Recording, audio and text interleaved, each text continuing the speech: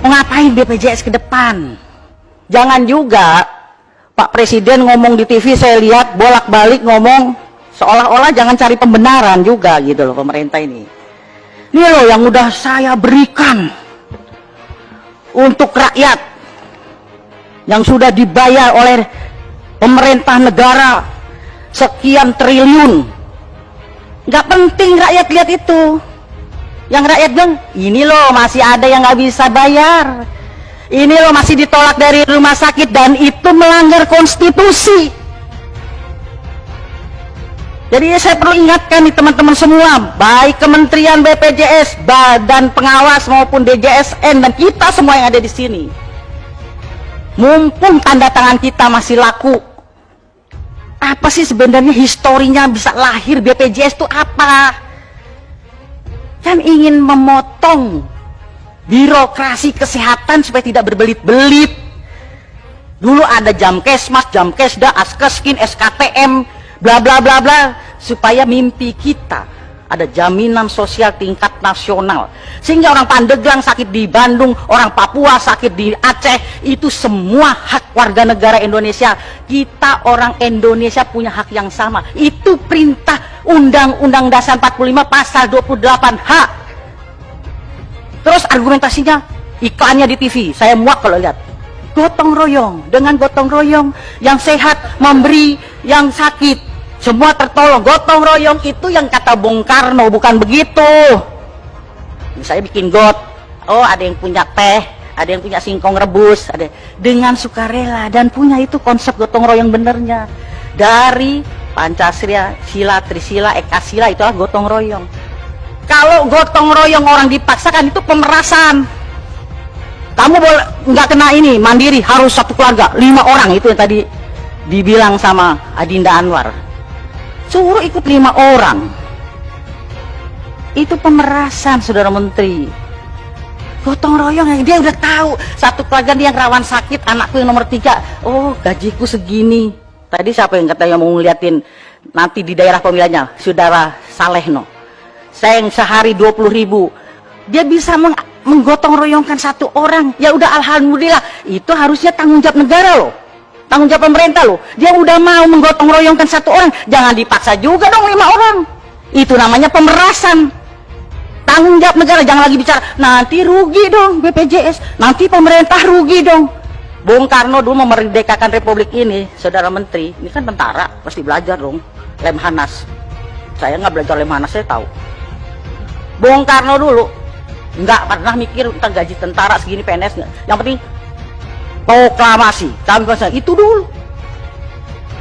Ini jauh usah mikir, negara tidak boleh berbisnis dengan rakyatnya, tidak boleh. Maka itu perlu lompatan. Kalau belum udah takut rugi, takut mundur. Pak Jokowi wali kota sudah bisa memikirkan 250.000 rakyatku di Solo harus bagaimana sehat semua, pintar semua, dapat pekerjaan semua. Itu perintah undang-undang, bukan neko-neko. Begitu jadi gubernur DKI yang memikirkan 9 juta, begitu jadi presiden 260 juta. Makanya perlu yang bantu-bantu ini memikirkan. Jadi bukan ini data, ini kalau itu mah udah yang satu bisa ngerampok, kalau bisa yang lain juga ngerampok, begitu. Tapi ini hak rakyat. Undang-undang kesehatan juga mengatakan di situ, tapi mana rakyat ada yang terbela? Nggak ada. Padahal udah kita cantumkan di Undang-Undang Kesehatan pasal 32. Rumah sakit menolak pasien, sanksi di pasal 190. Baru nolak saja sanksinya 2 tahun, dan saya dulu nggak mau bilang atau 200 juta. Kalau karena ditolak yang tadinya dia stroke ringan begini jadi permanen gini atau mati, 10 tahun dan 1 miliar. Tapi nggak pernah ada pasien dipenjarakan dapat itu si dokter atau perawat atau apa, tapi selalu pasien yang jadi kalah. Padahal kita udah cantumkan kedaulatan pasien di pasal itu. Nggak pernah disosialisasikan. Karena teman sejawat itu ikatannya terlalu tinggi.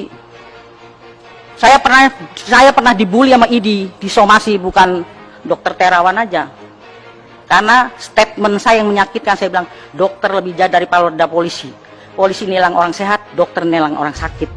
Saya langsung dibilang dokter Keceptaning keluar dari ID. Saya dulu masih Jainal ketua ID-nya. Saya bilang, Jena, yang milih gue bukan lu, yang milih gue rakyat Sukabumi.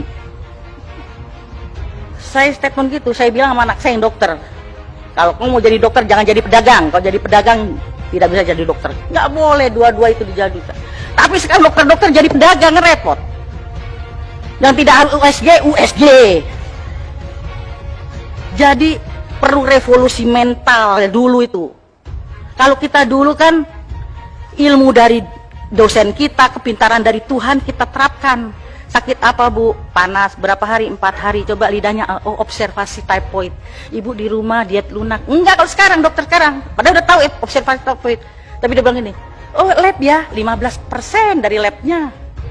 Ya kan? Dan salahnya lagi, ini kok labnya ragu ya? Ulang Bu, kan bukan salah pasiennya.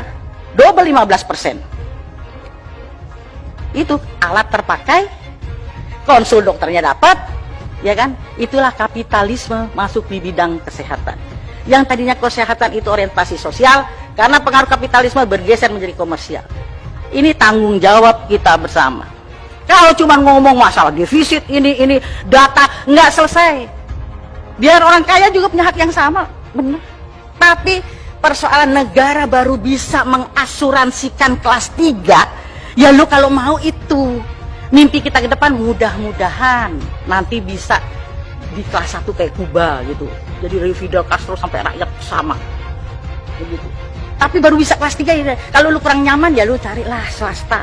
Tapi semua punya saksama dulu. Jangan nanti tiba-tiba PHK. Oh belum masuk data sakit nih ini. Ini karena bukan tim suksesnya nggak masuk ini. Yang penting itu. Dan pemerintah harus bisa semua kelas 3 tadi Anwar betul itu. Swasta maupun ada undang-undangnya. Kan ada undang-undang rumah sakit. Bahwa rumah sakit swasta harus 25% atau 20% untuk kelas 3. Artinya gini, lu boleh dong bisnis di negara ini, tapi punya juga kontribusi lu untuk negara. 20%, 25% harus kelas 3. Kelas 3 itu untuk KIS. Ini jangan Jokowi bagi KIS-KISnya nggak laku di rumah sakit. Itu kan sama nyoreng mukanya Pak Presiden. Bagi KIS, tahu-tahu KIS di rumah sakit, Bu, kelas 3 penuh Bu, adanya kelas 1. Kenapa kelas 1-nya kosong? Supaya bayar dulu, namanya rakyat. Biarin deh suster anak saya di kelas 1, udah KIS-nya dikantongin, nggak laku kan? Dia telepon temennya, utang dong anak saya dirawat di kelas 1. Untuk apa KIS? Ini PR kita. Tanggung jawab. Itu dewasnya gimana? Ini harus kita awasi, dan ini kebobolan di mana-mana pasti terjadi lah. Karena revolusi mental buat kita semua, dokternya kayak perawatnya kayak orang rumah sakitnya kayak BPJS ya semua salah. Udah. Saya itu pernah berhayal mau mimpi mau tidur itu. Mimpi saya ke depan itu bagaimana ya suatu saat tidak boleh satu orang pun yang tertolak dari rumah sakit. Karena Undang-Undang Dasar 45 pasal 34 mengatakan negara berkewajiban menyediakan fasilitas kesehatan untuk semua rakyat. Artinya tidak boleh satupun yang tidak terlayani. Kalau masih ada orang yang tidak bisa mengakses kesehatan, artinya kita masih gagal semua ini. Jangan dianggap kita berhasil. Menteri Kesehatannya kek, DPR-nya kek, ketua komisinya kek, semua gagal. Jangan bilang hebat, enggak. Sama semuanya, jangan tepak dada. Masih ada di sekitar kita yang nangis. Bayi tidak bisa pulang di Bekasi karena ditahan rumah sakit. Bayangin. Soal itu Pak, kalau punya KIS nggak apa-apa kan dia nggak pakai. Pasti dia pakai dong Jasindo. Makanya udah nggak usah data. Jadi usul konkret saya, sudah Menteri Kesehatan, usul pada Pak Jokowi. Kan sama-sama UGM. Belum ada presiden dari UKI.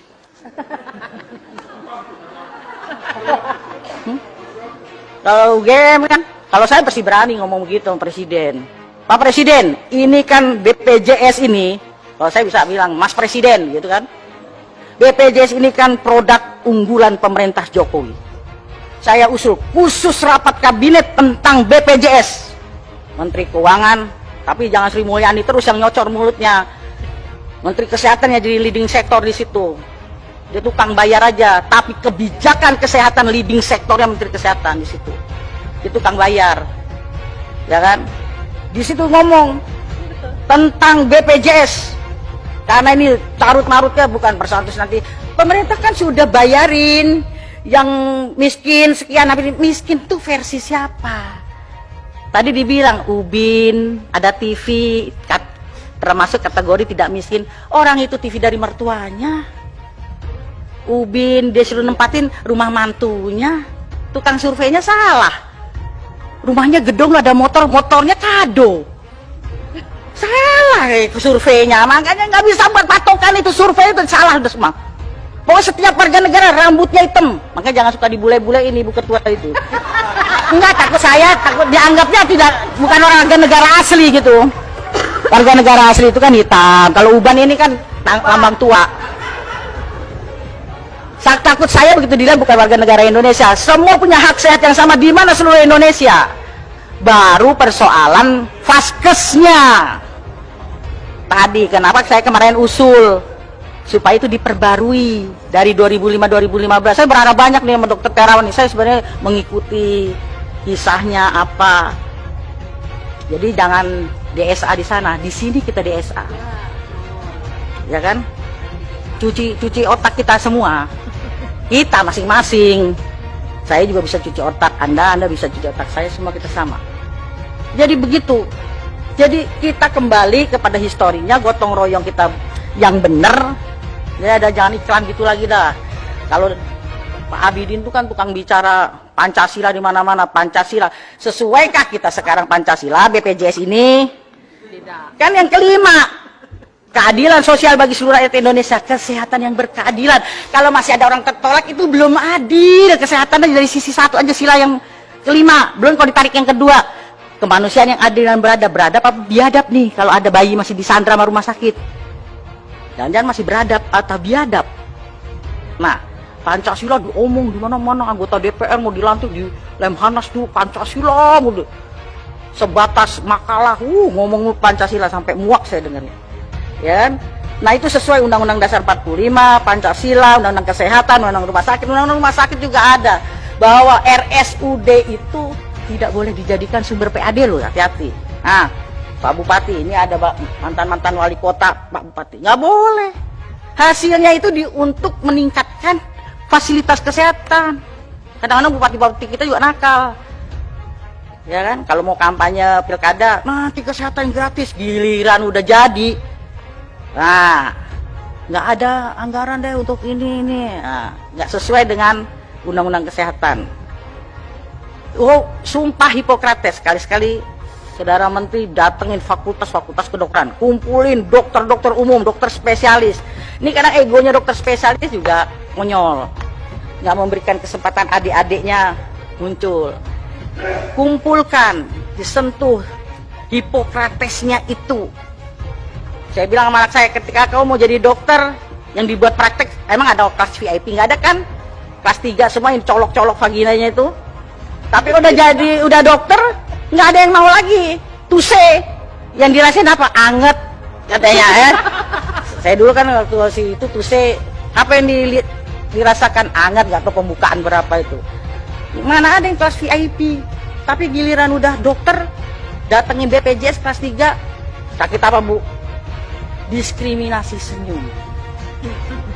Iya kan? Tapi kalau yang datang yang VIP, selamat siang Ibu, sakit apa, buka bajunya. Aduh, senyumnya bagus banget udah pokoknya.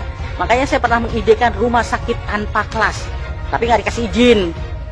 Istilah sosialis, komunis, apalah, nggak tahu lah. Padahal itu yang benar sesuai Pancasila. Tapi kan nggak dapet izin. Gimana? Nah, jadi itu yang bisa saya sampaikan.